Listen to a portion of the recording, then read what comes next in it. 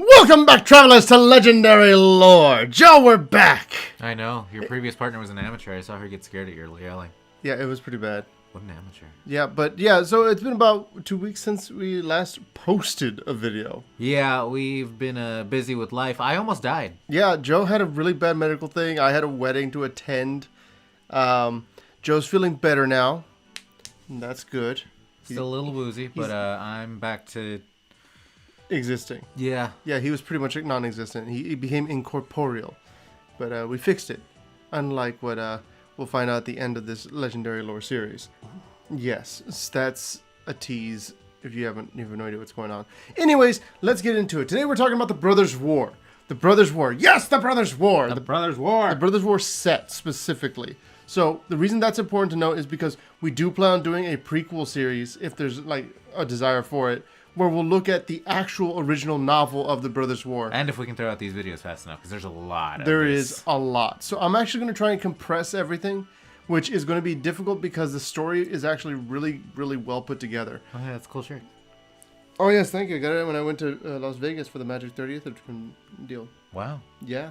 Wow. It was not the best, but it was pretty cool. Okay. Yeah.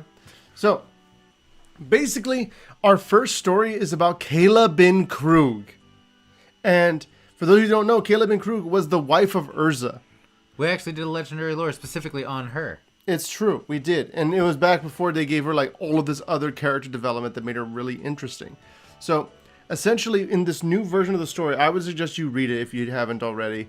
But it opens up basically after the Silex blast has happened. It's about 5 years after the big cataclysm that Urza did that wiped out the entirety of Argoth and killed Mishra and presumably Urza as well. So this is where Urza's gone. Yes, exactly. So everybody thinks that Urza's dead. Everybody knows Mishra's dead. Everybody thinks Tanos and Ashnod are also dead. So essentially what happens at this point, and the reason they think Ashnod and Tanos are dead because they were there as well, the right hands of Urza and Mishra respectively, when Urza decided to activate the Silex. Do you think he ever ate rice out of the Silex? No. Because he got it from Ashnod. Oh, tainted rice. Exactly. It's not painted meat. It's tainted meat. So It's not even meat. So essentially what winds up happening is that No, you're right. Tano shows up. And he looks super ragged. And it turns out that after the time that he had been, like, basically he was left in a coffin. We have a card called Tanos' Coffin. We got a new version of it called the Stasis Coffin. We're just getting new versions of stuff. Yes, Brothers' War, everything in it appeared at some other point, which is one of the really cool aspects of it. I was pointing out to Ricky, we technically have 4 iterations of the Golgothian Silex, because we have Golgothian, Karns, Urza's Ruinous Blast, and now Urza Silex. It's true. And if you want to take it a step further, you can even say Obliterate is another variant That was of it. Urza? Well, that was Baron using the same spell. Oh. Yeah. So, there's a lot to it. And I'm sure we're going to see Sahili Silex in the next set. Ooh. Or the set after, depending on how it goes. But the basic idea being that that is going to be how they intend to blow up. Or the machines. Yes. So, essentially what happens with Kayla is that she's trying to run Pendragon, which is basically this coastal town, and everything is slowly starting to get colder and colder. And people kind of don't trust artifacts at all. I thought it was that guy that became a dragon rider, but then had the wrong sword, and then he got the right sword, and it ended up being a huge plot point. You mean Pendragon? Aragon. Oh. I thought you meant Arthur Pendragon, which is actually the last name of King Arthur. Yeah, but you didn't say Pendragon, you said Pendragon. Yeah. Which sounded more like Aragon. The D makes a huge difference. It's true, it does. Now, basically what ends up happening is that while she's there, she meets Tanos, and she is having none of it. Because she sees Tanos, and Tanos is like, look, I'm alive. I wanted to say I'm sorry. All this other stuff. And she's like, why are you here? You let my son die. And it's like, oh, you're still mad about that. And it's interesting because she kind of recognizes that Tanos can still help her. Tanos was known as the toy maker before he became Urza's like main guy. So Tanos' whole thing was that he wound up making, it's the blue-green version, yeah. So by this point he's old and he's like all bedraggled and he's been just he hates existence. But he works with Kayla to try and improve the city. And the city actually does really, really well because they use power stones and essentially are able to keep everything going. They have street lights at night and they have the city warm. All the different things that they would need to keep everything running, they have because of power stones and Tanos' artifacts. He even has basically redesigned a bunch of war machines to just do gardening and just act as sentinels kind of thing. So around here, the birds actually are a conspiracy. Pretty much. Okay. So all this happens, and Tanos is working with them, and then the Church of Tal shows up. The Church of Tal shows up at this point as basically a ragtag group of refugees from across Dominaria. Same. Or Terrasair, I guess would be a better way of putting it. Terrasair is the continent where all this takes place on. Yeah. Yeah. Why did you excel like that?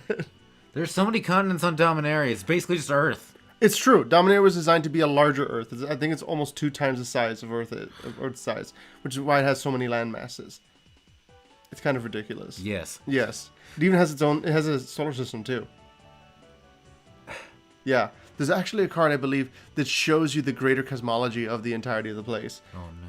Yeah, it has, I think, 2 moons and then a planet that you can see in the corner. But yeah, besides all of that... He goes, it's the sacred foundry from infinity. So yeah, basically what ends up happening is that the Church of Tal shows up and they're like, we're here to kill all the magicians and destroy all the artifacts. Also kill all the artificers if they don't want us to destroy their artifacts. Reason being, it's because of Urza, and they believe the third path that all this happened. Because, real quick history lesson, the third path, they're the ones who found the Silex. It had been buried. Oh. And when they found it, eventually, once they were getting ransacked, Loran escaped with it, gave it to Ashnod, said that somebody needed to take care of this. Ashnod then gave it to Tanos. Tanos then gave it to Urza. And then Urza used it on Mishra. So it actually exchanged a ton of different hands before it actually got to the point where it was. So if they wanted to drag this out further, we could have like 20 different Silex. Yes, and Loran's Silex, Tanos' Silex, Ashnod's Silex. Well, the main thing actually is that I believe this set would have done really well as a 3-set deal, like a 3-set block. Because you would have been able to have the beginning. I think we'll go back to it, though. We won't. No? I am very confident this is it. Because it covered everything that it could do that was important. Anything after that would be retreading old ground without going... and it would just feel like it was beating a dead horse kind of thing. Oh, it'd be a shame if they did that like in a Greek-based set that was actually horrible the second time around. So, basically what winds up happening is that Urza is gone, as far as they know. And We Tanos... hate Theros on this channel. So, Tanos basically accepts his role. He trains a lot of new artificers. All that stuff happens. And the Church of Tal lives in their city for a while. But basically, the Church of Tal had slowly been converting people to their cause with the intent of destroying the city from the inside out. Oh, no. So a bunch of the people that are inside the area, they wind up just revealing what they're actually about. There's a big battle. Tanos repurposes several of the golems so that they're able to have weaponry. And they start basically defending themselves and everything else. Nice. While all of this is happening, the Church of Tal is planting bombs, or have planted bombs everywhere, and are detonating them, destroying everything in the town. And just the entire city is being demolished. It's basically Breath of the Wild if the Guardians were the good guys.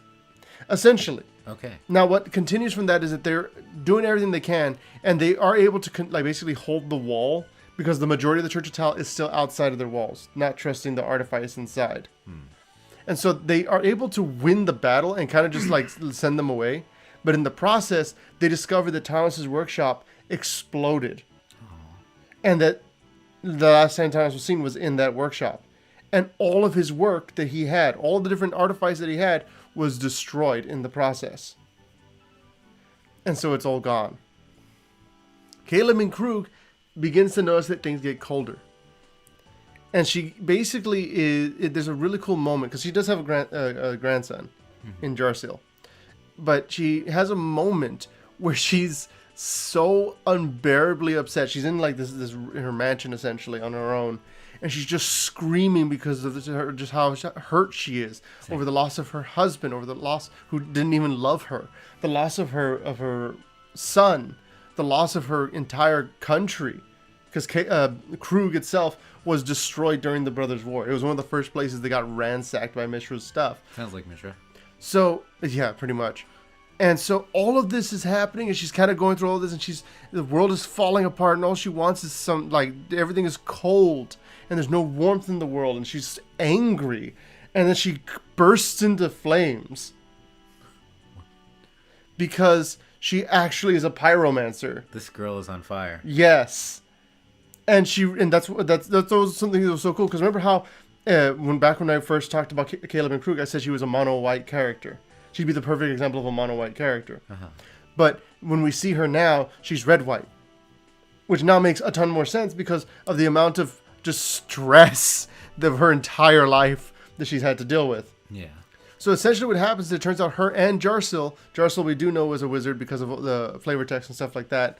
But essentially what we do know is the two of them both can do magic. And the Church of Tal will kill them if they find out. At the same time, they keep sending people away to try and find better places because it's really cold where they are, and there's rumors of warmer climate outside of this continent.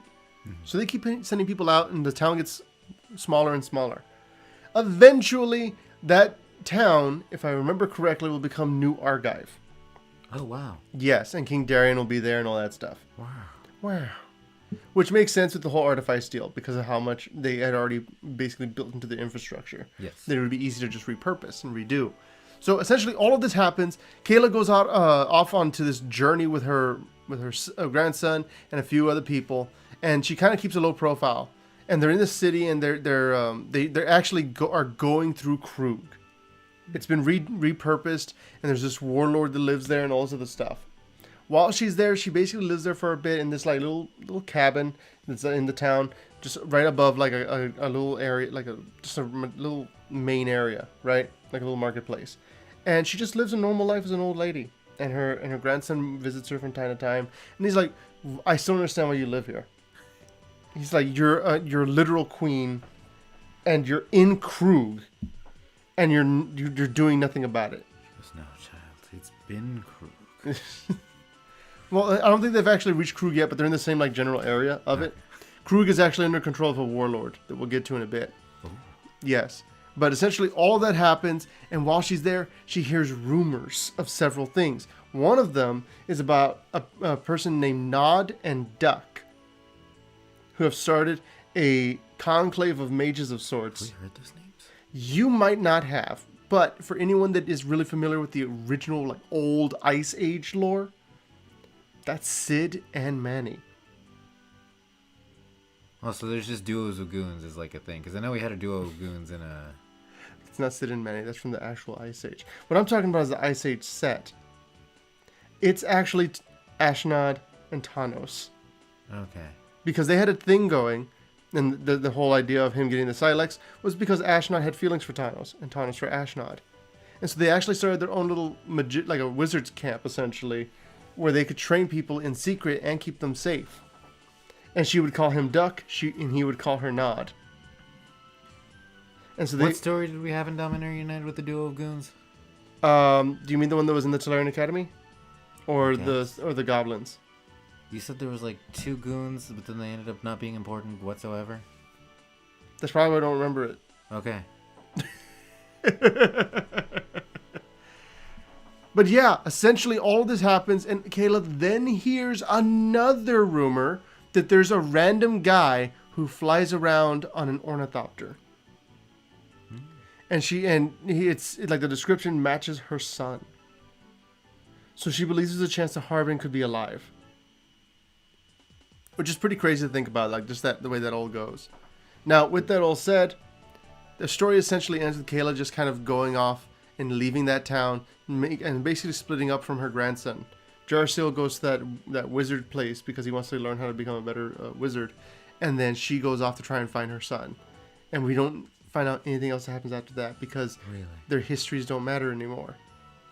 That's as far as the connections go. She just became a random hermit lady. So at that point, hers is back, and we just focus back to him. So, yeah, essentially. But what's important here is that Kayla, she's going through, she sees the warlord, and she has a bunch of Tal people around her to protect her and all this other stuff. And later on, we see that the warlord is asleep.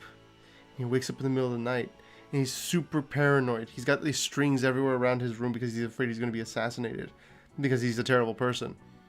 And he's been having nightmares.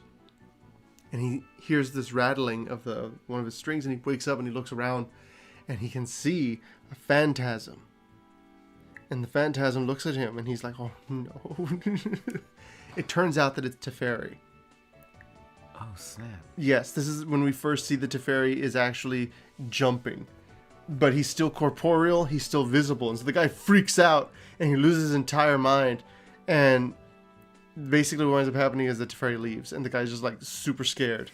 And essentially what's cool about it is that it does technically affect the timeline. But because he's just a petty warlord, every single person that warlord interacted with has no ripple effect on anything else that happens in the rest of the world. And they all die over time, temporally. And nothing actually matters about that Nobody warlord's spread life. his story because nobody cared about him. Yes. Okay. So I he was gonna be like, changed. he's an old folktale now. No? No, he's just dead. And the thing is, he was an old folktale. Like the warlord would tell it to the children, but then they all died, and the story was just lost, and the effect was gone. So that's just a really weird little tidbit about that episode. But this was the Kayla Bin Kroog episode. The Kroog. real Kayla Bin Kroog episode. Yes. And I mean, it was really great getting to read this. It's a very long deal, so I compressed it as much as I could. But if you want to read it, I highly suggest you do. There's a lot of stuff I didn't mention, a lot of stuff that was really cool. It's awesome. It was so much fun to read. All of these were really fun to read. There wasn't a dead one out of all of them. That's good. But yeah. Well, thank you guys so much for watching. We're going to go ahead and catch you guys next time with some more Brothers War. Leave a like if you like the video, subscribe, and let us know Urza or Mishra. It's Urza. I'll fight you. Do it. Fight you back.